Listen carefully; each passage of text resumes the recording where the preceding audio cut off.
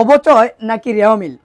প্রিয় শিক্ষার্থীরা, আজকে কোন অধ্যায়ের সৃজনশীল প্রশ্ন সমাধান করাবো এটা নিয়ে আমি খুব বেশি চিন্তিত। কারণ আমি দুপুরবেলা যে পোস্টটা করেছিলাম ওই পোস্টের মধ্যে তোমরা অনেকেই কিন্তু কমেন্ট করেছো রেওয়ামিল এবং অবচয় সম্পর্কে।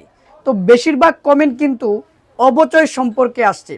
আর এটাও কিন্তু সত্যি কথা যে এই অবচয়ের অধ্যায় থেকে এইচএসসি 25-এর বোর্ড পরীক্ষায় দুইটা সৃজনশীল 100% আসবে, এটা নিশ্চিত। তো প্রিয় শিক্ষার্থীরা, আমিও চাই যে আজকে এই অধ্যায়টি তোমাদেরকে কমপ্লিট করে দেওয়ার জন্য। ঠিক রাত 9টা 30 মিনিটে অবচয়ের টপ সৃজনশীল প্রশ্নের আলোচনা করব ইনশাল্লাহ।